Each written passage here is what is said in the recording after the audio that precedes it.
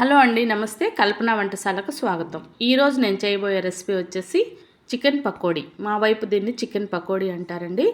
చాలా చోట్ల దీన్ని కబాబ్ అని కూడా అంటారు. చాలా ఈజీగా చేసేసుకోవచ్చు, రుచి చాలా బాగుంటుంది. దీనికి ముందుగా నేను ఇక్కడ 1/2 కేజీ చికెన్ తీసుకొని శుభ్రంగా కడిగి పెట్టుకున్నాను.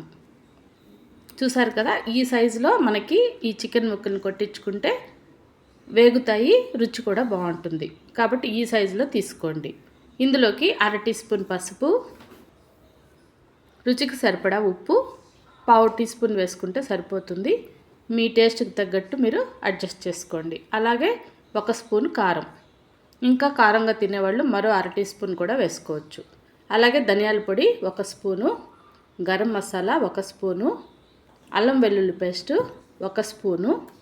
నేను చెప్పే కొలతలంతా కూడా 1/2 కేజీ చికెన్కి సరిపడా చెప్తున్నానండి. మీరు ఎక్కువ చేసుకుంటే దీన్ని బట్టి అన్నీ కూడా డబుల్ చేసుకోండి. 1/2 కేజీ అనుకోండి, డబుల్ చేసుకోండి.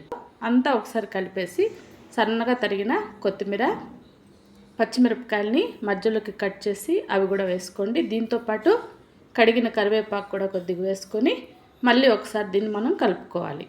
ఇలా కలిపేటప్పుడు 1 స్పూన్ నూనె కూడా వేసేసి కలుపుకున్నామంటే మనం వేసిన ఉప్పు, కారం, ధనియాల పొడి, పసుపు అంతా కూడా ముక్కలకి బాగా పడుతుంది. కాబట్టి తప్పకుండా నూనె వేసి కలుపుకోండి.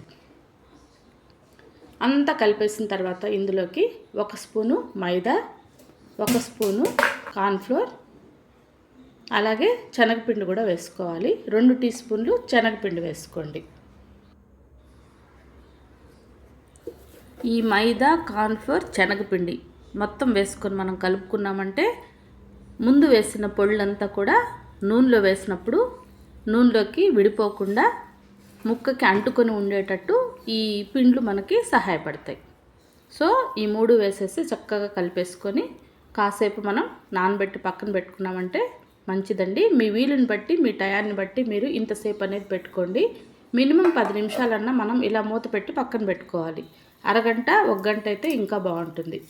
ఇప్పుడు మనం స్టవ్ మీద కడాయి పెట్టేసుకొని తగినంత నూనె వేసుకొని ఆ నూనెలో ఇలా కలుపుకొని పక్కన పెట్టుకున్న చికెన్ని వేసేసుకోవాలి. నేనైతే ఇక్కడ 2 విడతలుగా నేను వేసుకున్న నానబెట్టుకున్న చికెన్ అంతా కూడా వేయించి మంచిగా పక్కన తీసి పెట్టుకుంటున్నాను. నూనె మరీ ఎక్కువ వేయాల్సిన అవసరం లేదండి. జస్ట్ ముక్కలు మునిగేంత వరకు నూనె పోసుకొని మనం ఈ ముక్కల్ని ఈ విధంగా వేయించుకుంటే చాలు. మనకి మంచి రంగులోకి వచ్చినప్పుడు మనకి ముక్కలు వేగిపోయింది కూడా తెలిసిపోతుందండి. మనం అన్నీ ఇలా వేయించేసుకొని తీసి పక్కన పెట్టుకోవాలి. ఇలా వేయించుకున్న చికెన్ పకోడీ పప్పుచారు, పప్పు, రసం అలా చేసుకొని పక్కన పెట్టుకుని తింటే చాలా బాగుంటుంది. ఎక్కువగా బండి మీద చికెన్ పకోడీ అమ్ముతుంటారండి. ఇలా ఇంట్లో చేసుకుంటే మనకి రుచికి రుచి, ఆరోగ్యానికి ఆరోగ్యం. నచ్చిందా? లైక్ చేసి, షేర్ చేసి, సబ్స్క్రైబ్ చేసుకోండి. మళ్ళీ కలుద్దాం. బాయ్ అండి.